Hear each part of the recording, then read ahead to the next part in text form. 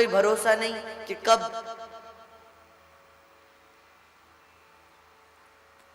काल के गाल में समा जाए। फिर भी उस बात को भूलकर दूसरी तरफ लगे हुए हैं, उस मेढक की तरह। ये नहीं देख रहे हैं कि हम सर्प के मुख में हैं। इसीलिए माताओं, सूत जी ने कहा, ऋषियों तुम्हें हम ऐसी कथा सुनाएंगे जो कथा श्री शुकाचार्य ने परीक्षित को सुनाई।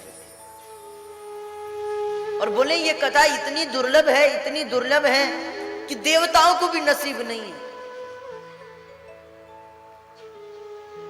देवताओं के नसीब में दो वस्तुएं नहीं है। देवताओं को स्वर्ग में, कभी स्वर्ग जाओगे आप लोग? स्वर्ग जाना चाहते हो? बोलते क्यों नहीं? स्वर्ग जाना चाहते हो? कितने लोग जाना चाहते हैं? हाथ उठाओ जरा ऊपर, जो स्वर्ग जाना चाहते हैं। नहीं जाना स्वर्ग? स्वर्ग तो सब जाना चाहते हो, पर स्वर्गीय नहीं होना चाहते। बिना मरे कोई स्वर्ग जा सकता है क्या? और मरना चाहता है कोई? मरना कोई चाहता नहीं, स्वर्ग सब जाना चाहते हैं, कैसे जाओगे? फिर तो त्रिशंकु वाली स्थिति हो गई। एक राजा थे, भागवत के 9वें स्कंद में कथा है, उनका नाम था त्रिशंकु। अपने गुरुदेव से कहा, महाराज हमें स्वर्ग जाना है। तो गुरुदेव ने कहा, तो मरो। बोले महाराज मरना नहीं चाहते, बस स्वर्ग जाना चाहते हैं। तो गुरुदेव ने कहा, तो बोले हमें सशरीर स्वर्ग भेज दो। तो गुरुदेव ने कहा कि भाई ऐसा तो नहीं हो सकता। त्रिशंकु ने कहा, क्या आपने कभी तपस्या नहीं की है? आपका तप का बल कहां चला गया? तो गुरुदेव ने भी तप का बल दिखाने के लिए वो अपने सामर्थ्य से त्रिशंकु को स्वर्ग ले जाने लगे। अब वो त्रिशंकु उड़ते उड़ते स्वर्ग पहुंचे। इतने में देवताओं ने देखा, महाराज आप तो मरे ही नहीं, बिना मरे यहां कैसे आ रहे हो? और ये सोचकर त्रिशंकु को धक्का दे दिया। तो त्रिशंकु ऊपर से गिरे, चिल्लाने लगे, गुरुदेव बचाओ। गुरुदेव ने अपने तेज बल से स्तंभित कर दिया। सो आज भी उल्टे लटके पड़े, नीचे सिर ऊपर पैर। तो सशरीर तो स्वर्ग जा नहीं सकते। स्वर्ग जाना चाहते हो, बस मरना नहीं चाहते, तो ऐसा तो नहीं हो सकता। स्वर्ग में दो वस्तुएं बड़ी दुर्लभ हैं। एक तो सबसे दुर्लभ वस्तु कौन सी है? बोले स्वर्गे सत्येच कैलासे वैकुंठे नास्ते यम रस। सबसे पहली बात तो यह है। श्रीमद् भागवत महापुराण के महात्म्य में श्री वेदव्यास जी कहते हैं, बोले ये जो कथा है ना, जिसे आप लोग श्रवण कर रहे हो, मेरी माताओं से विनती, आप लोग जरा शांतिपूर्वक बैठेंगे। और जो माताएं आ रही हैं ना प्रणाम करने के लिए, उनसे भी निवेदन है, नीचे ही प्रणाम करेंगी और फिर परिक्रमा लगाकर आप लोग बैठ जाएंगे, ऊपर नहीं आएंगे। तो माताओं, एक तो सबसे दुर्लभ वस्तु है स्वर्गे सत्येच कैलासे वैकुंठे नास्ते यम रस। ये कथा न स्वर्ग में है, न सत्यलोक में, न ब्रह्मलोक में, न वैकुंठ में, कहीं नहीं। इसलिए वेदव्यास जी कहते हैं, स्वर्गे सत्येच कैलासे वैकुंठे नास्ते अमृस अतः पिबन्तु सद्भाग्या मामुञ्चत करिचे। ये कथा न स्वर्ग में है, न ब्रह्मलोक में है, केवल इस भू पर है, इस धरती पर है, इस पृथ्वी पर है। इसीलिए माताओं, भाग्योदयेन बहुजन्म समर्जितेन। कई लोग कथा समझते, महाराज कथा कौन है? बोले जहां भजन हो, नाचे खूब, वो है कथा। वो कथा है कि व्यथा है? कई लोग ये मान के चलते, महाराज कथा तो वही है जहां लोग नाचते हैं, खूब भजन होते हैं। कई माताओं को बड़ा शौक होता है, वो कथा में जाती इसलिए है कि भाई खूब भजन हो। अब भाई कथा में अगर भजन ऐसे हो तो कथा का नाम कथा क्यों, भजन संध्या रखनी चाहिए थी। इसीलिए दोनों को जरा आप दृष्टि से देखिए। कई लोग कहते हैं महाराज बस आप एक दो भजन किया करो फिर अच्छा लगता है। अच्छी बात है, भजन सुनना चाहते हैं आप लोग, एक प्रारंभ में हो जाए, एक बीच में हो जाए और एक समाप्ति पे हो जाए तो ठीक है। इसीलिए मेरी जो माताओं से विनती है कि आप लोग जो कथा सुने ना वो ध्यान से सुने। हम लोग क्या सुनते हैं कथाओं में, क्या सुना हम लोगों ने आज तक कथाओं में? ये तो ऋषिकेश है, यहाँ तो बहुत कथाएं होती हैं। बहुत कथाएं होती हैं कि नहीं? कितनी कथाएं होती हैं? कथा पे कथा, कथा पे कथा, कथा कितनी सुन ली होंगी आप लोगों ने आज तक? कितनी सुन ली होंगी? बहुत सुन ली होंगी जो सुनने वाले हैं, पर कभी कुछ जीवन में उतारा? कुछ कथा में दिमाग में बात बैठी? या कई लोग तो ऐसे हैं जो यहां से घर जाए, बगल वाले पूछे क्या सुना, तो उन्हें वही पता नहीं क्या सुना। मैं एक कान से सुना दूसरे से बाहर कर देते।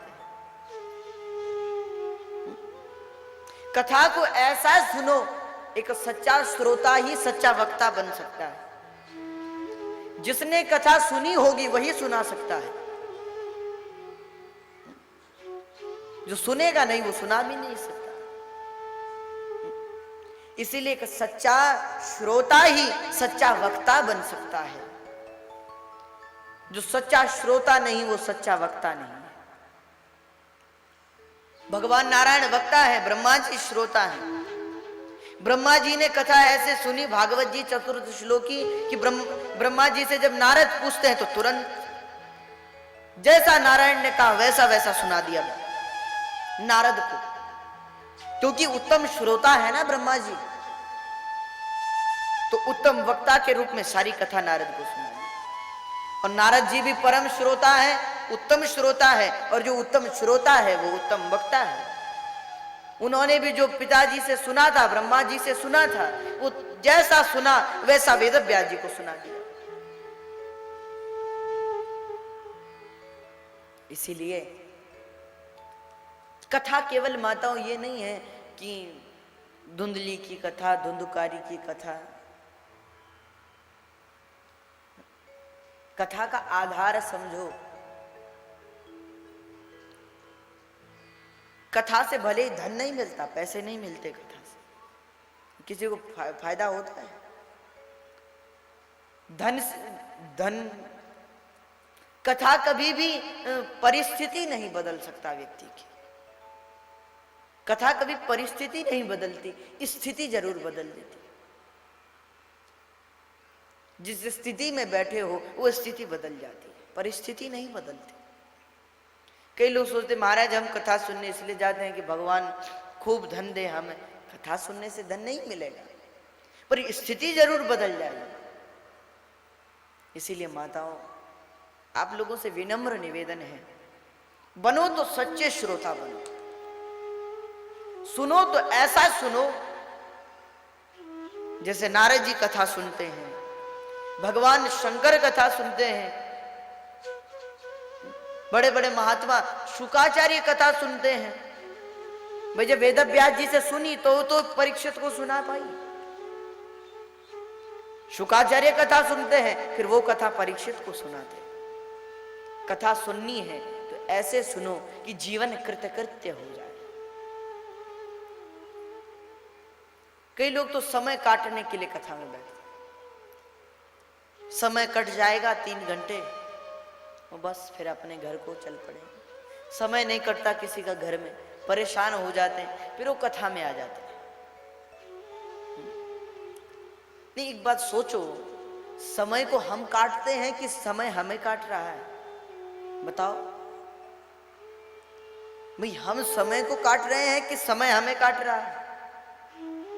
समय तो समय ही है, वो वैसा ही है, पर बदल कौन रहे हैं? हम लोग।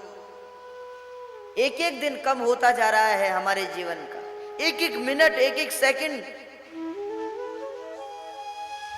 और जब समय पूरा हो जाएगा फिर यमराज से कहोगे महाराज 1-2 घंटे बाद आ जाना, तब चलेंगे ऊपर आपके साथ, कुछ देर बाद आना। रुकेगा वो? एक पल के लिए भी नहीं रुकेगा, तुरंत प्राण खींच लेगा। इसलिए जो सुनो वो बड़े ध्यान से सुनो,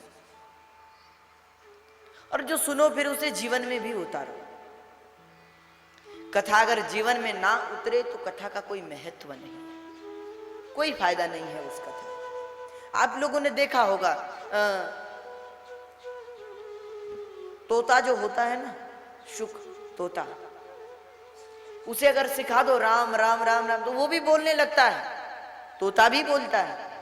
पर उसका राम राम बोलने से कल्याण नहीं होता, होता है? कल्याण नहीं होता। मानव राम कहे तो कल्याण होता है। क्यों? क्योंकि उसे उसकी महत्वता का पता है, उसके बोध का पता है। ये मानव देह जो हमें मिला है, ब्रह्मा जी कहते हैं बड़े भाग मानुष तन पावा, सुर दुर्लभ सब ग्रंथ निगावा, साधन धाम मोक्ष कर द्वारा, पाई न जेहि परलोक सवारा। भगवान तक पहुंचाने वाली सीढ़ी है ये शरीर। तोता बन जाओ, तोते का शरीर प्राप्त करो, फिर कितना ही कुछ करोगे तो भगवान तक नहीं पहुंचोगे। वो स्वर्ग की सीढ़ी नहीं है, भगवान तक पहुंचने की सीढ़ी नहीं है। भगवान तक अगर पहुंचना चाहते हो तो इस देह को तो धारण करना ही पड़ेगा। और हम सब लोगों को ये सीढ़ी मिली हुई है, इस सीढ़ी को मत खो। ये जो कई शरीर है, कई योनियां हैं, कहते हैं ये घर था, उस घर में बहुत से दरवाजे थे। तो एक व्यक्ति, वो सूरदास थे, आंखों से नहीं देखते थे, सारे दरवाजों पर बंद कर दिया, ताला लगा दिया, बस एक दरवाजा छोड़ दिया, उस पर केवल कुंडी लगी हुई थी। कुंडी खोलकर उसे खोलना था। तो ऐसे ही चल रहा था, तो उन्हें उसमें बंद कर दिया। और उस व्यक्ति ने कहा कि भाई एक दरवाजा इनमें से खुला है, तुम्हें इससे बाहर आना है। आंखों से देखते नहीं थे, तो एक एक दरवाजे को छूकर चलने लगे। पहले देखें कि ताला लगा है, हाँ लगा है, तो ये नहीं है, ये बंद है। फिर आगे चले, छूते छूते चल रहे थे, गिन भी रहे थे। चलते चलते एक दरवाजे पे पहुंचे, अचानक उन्हें खांसी हो गई। सो खांसने लगे, और खांसने के चक्कर में थोड़ा आगे निकल गए। आगे निकल गए तो दूसरा दरवाजे पे अंगुली पड़ गई, हाथ लग गया, देखा ये भी बंद है। फिर दूसरा चक्कर काटे पूरा, फिर वहां पहुंचे। वही हमारा जीवन है। इतने सारे शरीर धारण कर कर ये मानव देह हमें प्राप्त हुई है। किसी को क्रोध ने पकड़ा हुआ है, वो क्रोध के चक्कर में ये शरीर छूट जाता है, आगे चल पड़ते हैं। इसीलिए माताओं, ये जो पांच भौतिक देह हमें मिला है, इसका सदुपयोग करो। कहते हैं उसके बड़े भाग्य हैं। भाग्योदयेन बहुजन्म समर्जितेन सत्संगमं च लभते पुरुषौ यदा। जब अनेक जन्मों की पुण्य एकत्रित होते हैं, तब जाकर हमें किसी से खबर मिलती है कि वहां कथा हो रही है। तब हमें पता चलता है कि कहीं कथा हो रही है। उससे भी ज्यादा जब पुण्य उदय हो तो क्या हम लोग घर से तैयार हो जाते हैं कि भाई अब कथा में चलेंगे। वो पहुंचे ना पहुंचे उस पे बात नहीं है, क्या पता रास्ते में कुछ काम आ जाए, तबीयत खराब हो जाए तो रास्ते से मुड़ गए। उससे भी ज्यादा जिसके पुण्य हैं वो कथा में पहुंच जाते हैं, और कथा में पहुंचकर तुरंत बैठे, कुछ देर सुना, फोन आ गया और फोन उठाया तो बोले महाराज अभी आना पड़ेगा, तो तुरंत उठकर जाना पड़ता है। उसके पश्चात उससे भी ज्यादा जिसके पुण्य है वो पूरी कथा श्रवण करता है।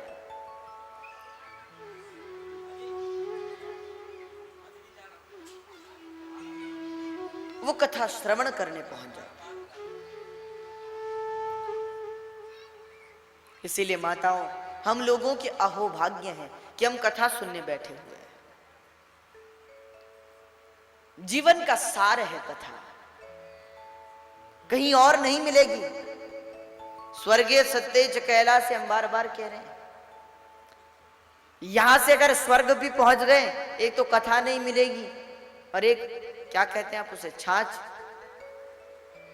दूध की बनती है ना छाछ, वो स्वर्ग में नहीं मिलती। क्यों? क्योंकि छाछ बनती कैसे है? जब दूध बासी हो जाता है तो उससे बनती है, और वहां कुछ बासी तो मिलता नहीं, सब ताजा ताजा आता है, इसलिए वो नहीं मिलती।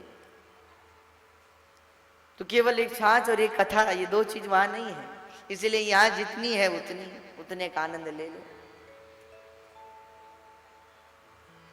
देवता भी आए थे कथा को लेने के लिए। शुकाचार्य परीक्षित को कथा सुना रहे। परीक्षिते कथा वक्तुम सभायां संस्थिते सुके सुधा कुंभं गृहीत्वैव देवास्तत्र समागम।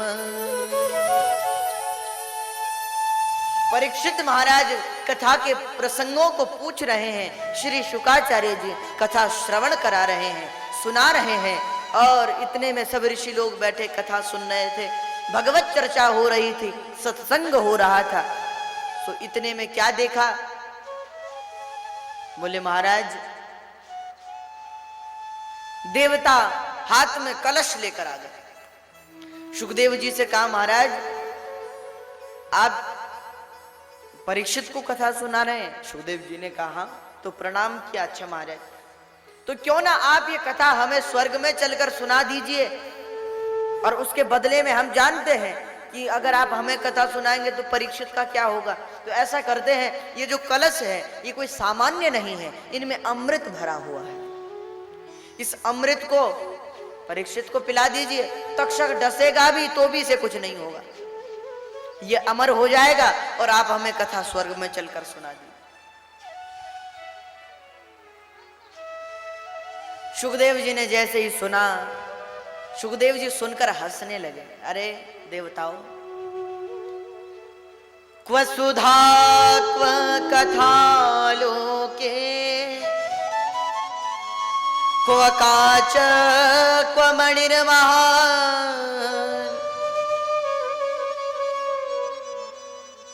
क्या कहते हैं? सुखदेव जी ने देवताओं से कहा, रे देवताओं, यहां हमारी माताएं बैठी हुई, आप लोग उत्तर देंगे। अगर हम आप लोगों से कहें कि हम आपको कांच देंगे, उसके बदले में हमें मणि दे दो, तो दोगे?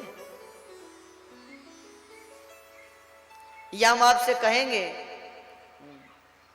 कि हम भी आर्टिफिशियल आपको देते हैं, आप उसके बदले में अपने सोने के गहने हमें दो, तो दोगे? नहीं दोगे। क्यों नहीं दोगे? क्योंकि कहां वो सोना और कहां वो धातु, कहां वो कांच और कहां वो मणि। सुखदेव जी कहते हैं क्व सुधा क्व कथा लोके क्व काच क्व मणिर्महान्। मेरी कथा भी बहुमूल्य है, और तुम कहते हो तुम्हारा ये अमृत भी बहुमूल्य है। तो देवताओं, अगर इन दोनों की तुलना की जाए तो तुम्हारा अमृत कांच है और मेरी कथा मणि है। बताओ कौन सी ज्यादा, किसके?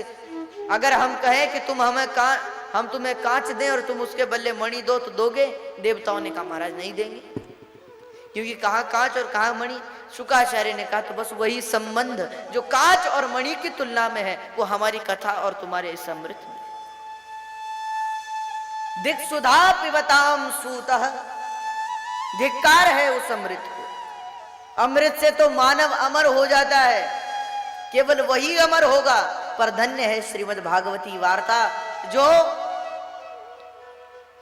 त्रिसप्तभी पिता पूतः पितृभि सहते नग, यत् साधोश्य ग्रहे जातो भवान वै कुल पावन। जो पूरे कुल को ही पवित्र कर देती है, ऐसी भागवती वार्ता।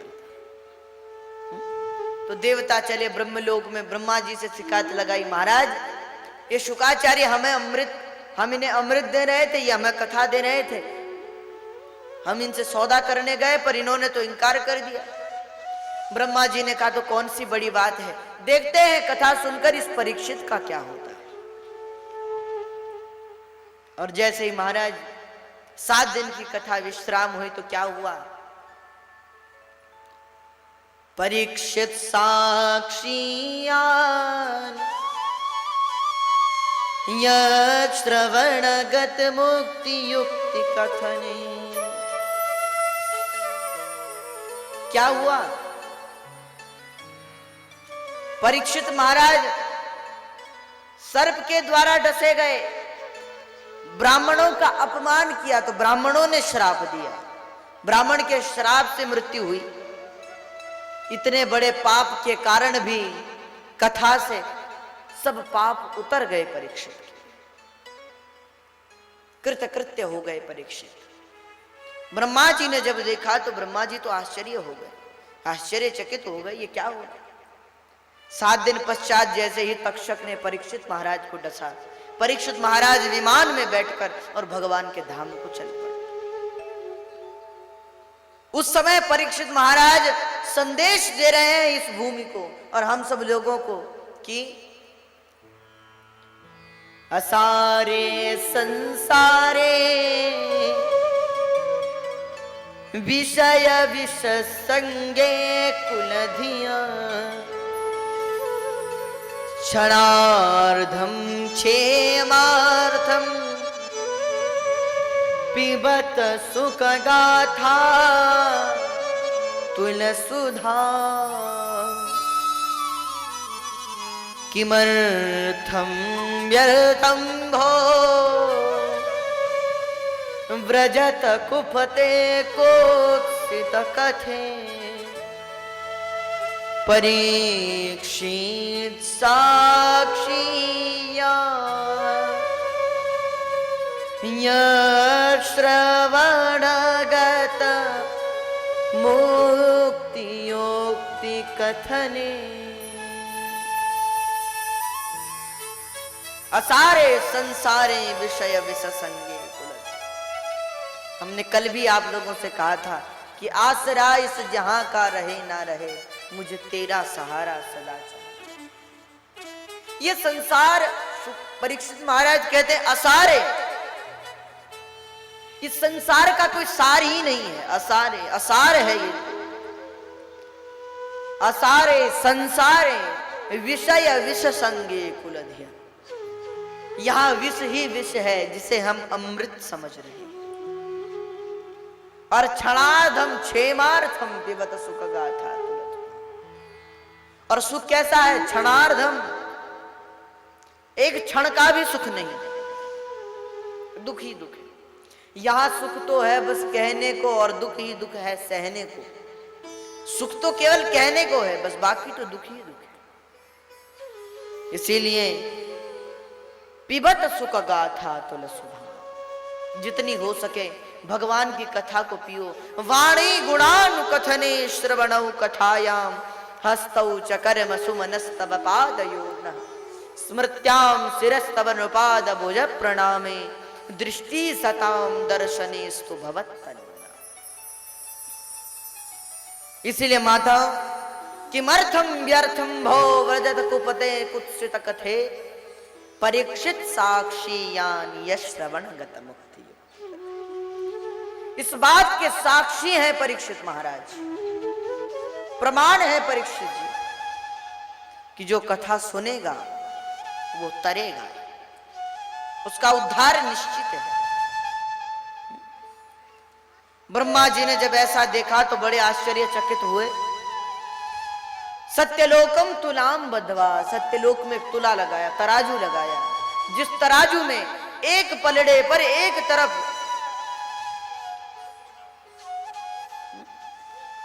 जप तप योग क्रिया साधन धर्म सब रख दिया और एक तरफ श्रीमद् भागवत का ग्रंथ रख दिया। जब दोनों को तोला गया तो भागवत जी का पलड़ा ही भारी रहा। ब्रह्मा को आश्चर्य हुआ, तब स्वयं भगवान प्रकट हुए और भगवान ने कहा ब्रह्मा जी स्वकीयम यद भवे तेजस तच्च भागवते दधात तिरोधाय प्रविष्टोयम श्रीमद् भागवत। तेने वाग्मयी मूर्ति प्रत्यक्षा कृष्ण एव ही सेवनात् श्रवणात् पाठात् दर्शनात् पापनाशिनी। दर्शनों से भी कृतकृत्य कर देने वाले,